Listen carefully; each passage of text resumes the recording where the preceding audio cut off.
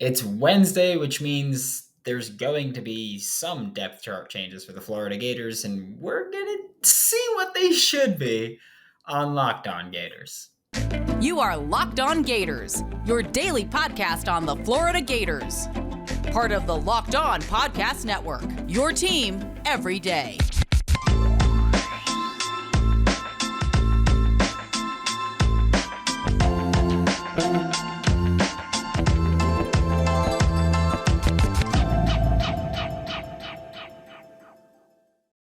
Hello, and welcome back to another episode of Locked On Gators, part of the Locked On Podcast Network, your team every day. Thanks again for making Locked On Gators your first listen of the day. We are available daily and free wherever you listen to podcasts. Happy Wednesday. I'm Brandon Olson. Find me on Twitter at WNS_Brandon. Find my written work with Whole Nine Sports and Giants Country of SI.com. Today's episode is brought to you by BetOnline. BetOnline has you covered this season with more props, odds, and lines than ever before. BetOnline is where the game starts. Before getting into today's content, just need to thank you all. Ask you to like, subscribe, share with your friends, leave a review, comment, whatever it is, man. Let me know how you feel about the show. And as always, it's a Wednesday, so we're talking about the depth chart for the Florida Gators because the updated depth chart will come out tonight. Again, this is the Missouri game this Saturday, noon Eastern time. And I think there will be some changes, but I'm not. I want to say there won't be many drastic changes, and I'm there's somewhere I'm like, it's a little toss up, because I mean, looking now, there's not many changes to be made. It's hard to evaluate a game against Eastern Washington. You know, you can look at things where I brought it up. The defense was just still getting pushed around, but even then, that's like Javon Dexter was getting pushed around. You're not going to bench him unless you're really trying to send a message, but that's not going to happen. So thing is that, but I think one thing where we can definitively say, tight end one, Keon Zipperer. Uh, in actuality, I said this last week, not on Locked On Gators, but I said this on Getting Swamped with David Soderquist. I said this in group chats and all that. I think that, which by the way, Locked On Gators Discord in the comment section is a link. Join it. But I think the way that you should interpret the Florida Gators tight end position on the depth chart, because I realize that it says tight end, Dante Zanders, Keon Zipperer. Keon Zipperer has been playing more snaps. He's been more involved in the passing attack. He's been, more effective as a run blocker as well. But I think that when you look at it, you should just look at it as they're both starters, but at different tight end positions. And by that, I mean, when Billy Napier was at Louisiana, he would release the depth chart every week, as always, but there would be two tight end spots, as in there'd be tight end, and then each one would have a starter and a backup. With the Gators, he's released just one tight end position, Sanders, and Zipper every week. There's no third tight end. There's nothing else behind that. And I think the reasoning for that is that at Louisiana, when he would release two tight end positions, here he's just like, these are the starters at tight end. One plays one tight end role, one plays the other. And that's kind of the approach to take. So it's not necessarily Dante Zanders tight end one, Keon Zipper tight end two. It's Dante Zanders tight end 1A, Keon Zipper tight end 1B, F, Y, whatever letters that they use there. I think that's kind of the bigger takeaway from the depth chart. So if let's say Dante Zanders were to get benched for whatever reason, because we know it's not going to be Keon Zipper, it would still be Jonathan Odom, Keon Zipper, just because it's like, hey, that's who kind of is starting in that role, and Keon Zipper is still starting at his role. Defensively, I think that we do see a change at star. I'm genuinely not sure what the change should be, because there has been a single player who has made impact plays from the star position, but even then, that was in one game. I think Trevez Johnson has been a bit disappointing. I think Jadarius Perkins has been a bit disappointing. I think Miguel Mitchell played a fantastic game, albeit against Eastern Washington. And Kamar Wilcoxon has been listed as the third star, and I think that he played a decent game against Eastern Washington. So I think when you watch, Miguel Mitchell, it's like, yeah, well, he played a great game, but it was against Eastern Washington, which also you could say, well, there were defenders that didn't play great games, and it was against Eastern Washington. So it's hard to just kind of dismiss that. But I think that there needs to be some kind of change, even if it's just sliding Miguel Mitchell in there over like Jadarius Perkins, and now it's Trevez Johnson, Miguel Mitchell, and Kamar Wilcoxon, and you kind of figure out what to do with Jadarius Perkins. Although that's the thing I struggle with. I don't think that any star player has been great. That is as in the star position. I don't think any of them have been great, but I don't know if any of them have been bad enough to get benched. But it's also like, well, Miguel Mitchell played a pretty dang good game, and I kind of want to see more out of him. So I think that you've got to work him in some way. I think it's more realistic that we see Miguel Mitchell take over Kamar Wilcoxon as the third star, but I will also say Kamar Wilcoxon did not get played when he was the third star. So does that matter? Like, does it matter that you have 3 star players listed? I don't know. Back to offense, looking at receiver. This is a change, but it's not a major change. I think that it's time where you look at, wide receiver Deshaun Reynolds or Marcus Burke. I think you remove the or. I think it's time, and it's safe to say you can remove the or there. Deshaun Reynolds' biggest knock so far from when I've seen him play is just blocking is bad. I don't think that should kind of determine your spot on the depth chart. I think it should definitely help you, but I don't think as a receiver it should kill you there. And I think that's what we're looking at with Deshaun Reynolds. That's kind of his biggest flaw is just that. I think he's sound as a actual pass catcher. I think he's a dynamic playmaker. And I think you got to look at it and say, well, Florida needs that. So Dejan Reynolds should kind of drop the or. He's separated himself a little bit. He kind of deserves to be in that conversation more. Whether or not he'll actually play much more, it's a toss up because neither Reynolds nor Burke played much. It's not like Burke was taking snaps away from Reynolds. But I think that it's time. And also, I was a big Marcus Burke fan. I still am. But I think Dejan Reynolds has shown enough in the extremely limited snaps where I'm comfortable saying he should be next man up. Also, Marcus Burke has a ton of eligibility left. Not that should necessarily be an argument when you consider how many receivers are coming into 2023. But I think you're kind of comfortable going, if you have to spend another year back there, so be it. Right now, we have someone who's just shown a little bit more. Again, I don't know what they're like off field. I don't know what it's like in practice, but that's just what I've seen in the very limited time that we've seen them. And again, Eastern Washington is the most recent thing that we're evaluating them from, which it's hard for me to put any stock in that game really. So that's kind of where I'm at with it. Where I'm like, is it necessarily something that is going to shake up the depth chart too much? Only time can tell. We'll find out tonight. We're about to be joined by Hayden Hanson, Florida Gators freshman tight end. And we're talking this past game against Eastern Washington. We're talking this weekend's game against Missouri. But first, a quick word from Nissan, because this week's thrilling moment in college football is brought to you by Nissan. The thrilling designs behind the new lineup from Nissan are intended to empower drivers in vehicles as capable as the driver themselves. And when I think of unbelievable abilities on the field for this week's thrilling moment, I think it's pretty easy what it is. This week's thrilling moment has to be the first play from scrimmage for the Florida Gators offense. Anthony Richardson, the play fake, the safety bites in on it. You hit Justin Shorter on a deep, skinny post, 75 yards to the crib for Justin Shorter. This segment has been inspired by the thrilling new designs featured across Nissan's new lineup of vehicles. Pursue what thrills you in the all-new Frontier, Armada, or Pathfinder today. Available now at nissanusa.com. Joining me now for today's Locked On Gators, like he always does every Wednesday, is Hayden Hanson, Florida Gators freshman tight end. And I mean, I know I ask this every week, but I'm going to continue doing it. Monster win, 52-17 over Eastern Washington. What was Coach Napier's message to the team following that absolutely dominant game?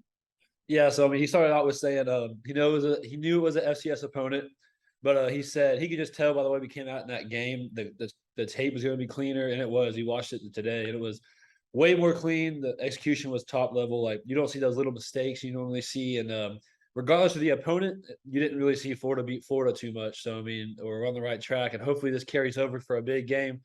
I know they beat us last year. I mean, I wasn't here, but that's what I've heard, and got them on homecoming, so we can't lose that one. Looking for our first SEC win, and I think we got it.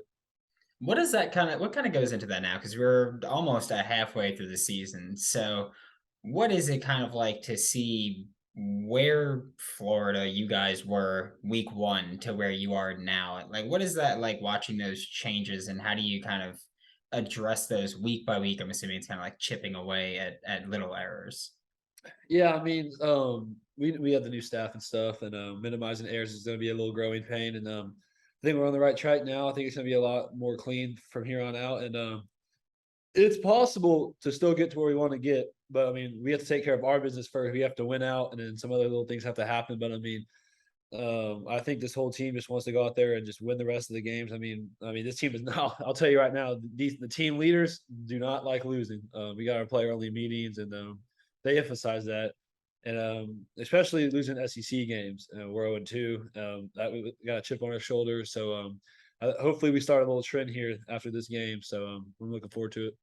And I mean, just that Eastern Washington game, obviously, kind of the first defensive drive, because Eastern Washington started with the ball. They kind of went downfield, got a field goal, and then the first play from scrimmage for the Gators offense was Anthony Richardson to Justin Shorter, 75 yards. And it was kind of just like, okay, like we know how this game's going to go. There were a lot of highlights, and there have been videos of Richard Garage dancing and Xavier Henderson dancing. Who's got the best moves on the team? Who had the best celebration from that? Okay, that's a good question. So I mean, if we're talking about straight dance moves like to music, I'm about to give it to Henderson. Um, that's hard because I mean, there's a lot of guys that can dance in that team, especially that you see those dance circles as people come out. I'll definitely gotta give it to Hendo though. I mean, he sets the tone, and you can play any song and he'll like match it. It's crazy to me, but he's smooth for sure. Yeah, there was that video of him just on the sideline, just jigging on it, and I was like, all right, then. And I feel like we've mentioned guys like Dante Sanders, Griff McDowell, Jonathan Odom pretty often here, whether on air or off air. How cool was it to see 6 of the tight ends on roster actually get reps? And it wasn't just coming in for a goal line rep or coming in for a kneel down. It was actual meaningful reps. So just how cool was that to see the guys that you kind of practice with every day get to do it? I mean, it was awesome, man. I mean, we all put in hard work, so I mean, everyone on that side deserves a chance to play. And when the guys get in, you just gotta be happy for them and support them. Especially, I mean, I was happy for Griff. I mean, he's been here for 5 years, played 3 different positions, sacrificed probably the most out of the tight end room to become a tight end. He finally saw about 3 drives of action, so I was excited for him.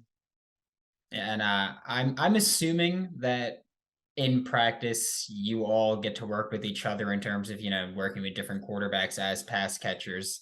And I'm assuming that you've got to work a little bit with Jalen Kitna, at least in practice. And he was kind of the big story from this Florida Gators win over Eastern Washington. His first reps lit it up. Has he always been slinging it like that in practice, like he did on Sundays, or was that different now?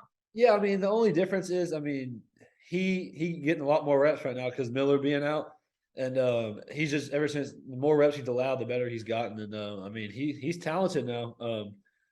I would say he's always been consistent. I mean, he's always known the playbook. He's always been a reliable guy, but he wasn't as seen as much even in practice because of Miller. But now he's getting his chance and he's capitalized off it. I mean, he almost threw perfect. I mean, there was one practice he threw 100% for. I remember that practice. So yeah, he's definitely capitalizing off this opportunity he has.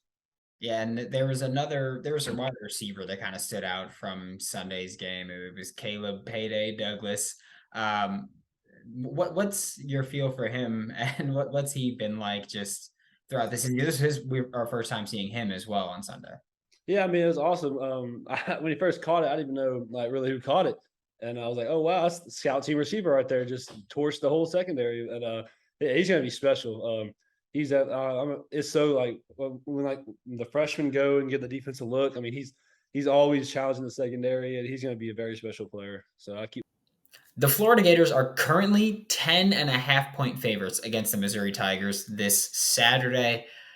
I'm letting you know I'm almost definitely taking Missouri to cover that spread. Missouri's just a team that they always play Florida close. That is what it is. Not always, but they have in recent years. So I think that that's something where I'm like, okay, I'll give it to them. They played Georgia incredibly tough, unless this is like, we played Georgia so tough and now we're beat up for this week.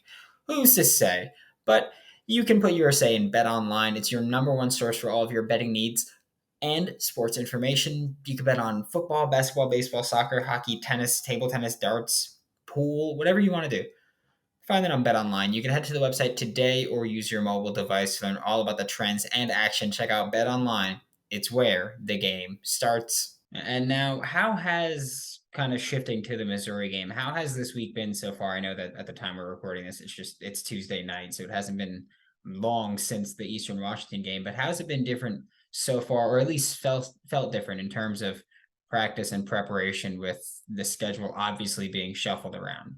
Yeah, I mean, you can obviously anytime you play a non-SEC team, you can just feel the shift in the energy just in the practice like that. I mean, it's like now it's like we gotta get our SEC win. We gotta make put our foot in the door here, make a run for it. And you can just like you could come and watch a practice for a non-SEC team and watch one for an SEC team, and you can just see the energy's higher, the competition's higher. And I will add the reps are shorter for an SEC practice because you need guys less banged up, 100%. So. And I know you kind of mentioned it earlier. What is prep like for Missouri with, I mean, last year they won in overtime against the Gators. And I don't know how the feel is in the locker room at all, but I know when I was watching that, I was like, okay, like this is kind of the end of the Mullen era. And it was a tight loss, obviously overtime, 1 point loss, and the veterans. You mentioned they don't like losing, so I'd imagine that they kind of hold that loss a bit close to the chest. So just what has it been like? What's the energy been like and the intensity? It's just been they feel like it's a revenge game, and especially we got the homecoming crowd, big stage, so they really don't see losing as an option here. I mean, they've been preaching this whole practice, like this practice and last practice, to keep the energy up.